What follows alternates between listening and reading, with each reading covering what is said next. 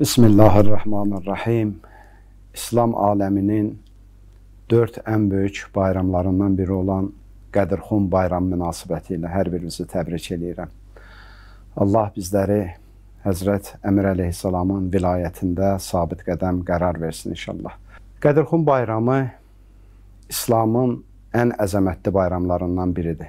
Çünki Allahın sonuncu peyğəmbəri, peyğəmbərliyin onunla tamam olduğunu Allah tərəfindən bildiyinə görə və son həcc səfərindən qayıdarkən müsəlmanlara İslamın ən axırıncı tapşırığını elan etdi. Allah hüccəti özündən sonra dinin təbliğatçısı, dinin davamçısı, dinin qoruyanını bütün bəşərə elan elədi. Əlbəttə, Quran-ı Kərimdə bunun barəsində bizim dəlillərimiz varmı? Adətən insanlarımız bəzi hallarda deyirlər ki, biz yalnız Qurandan dəlillər istəyirik. Birincisi budur ki, Allah Müteal Həzrət Musa əleyhissalamı Tura göndərərkən ayə-i şərifədə buyurur və va'ədnə Musa salasinə leylətən və ətməmnahu bi'əşrin fətəmmə miqatu rabbihə 40 leylə və qalə Musa li əxihi Harun uxlufni və asli və la təttəbi'is səbiləl mufsidin. Biz Həzrət Musa ilə 30 günlük vədələşmişdik. Amma daha 10 gün əlavə edərək 40 gecə və gündüzlə bunu tamamladıq. Həzrət Musa qovmunu tərk edərkən öz qardaşı Haruna dedi ki, qardaşım Harun, insanların içində xəlifə olaraq sən qalacaqsan və onların islahı ilə məşğul olacaqsan və nə badə yolunu azmışlara uymuş olasan. Quran bizə bunu göstərir ki, Allah elçiləri, Allah peyğəmbərləri hətta 30 günlük, 40 günlük öz cəmiyyətlərini tərk edirlərsə, o zaman mütləq özlərinə əvəz edici, insanları hidayət edici bir nəfəri mütləq ora təyin edirlər.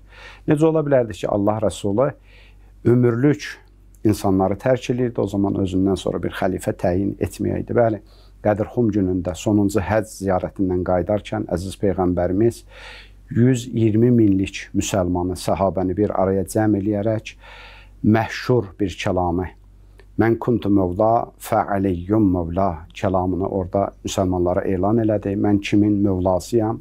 Əli də onun mövlasıdır. Ki, bunun da Maidə surəsində 2 ayə ilə təsdiqi var. Onlardan biri, ya eyyuhər rəsul, bəlləq ma unzilə iləykə min rabbik, fə in ləm təfəl və ma bəlləqtə risalətəhu.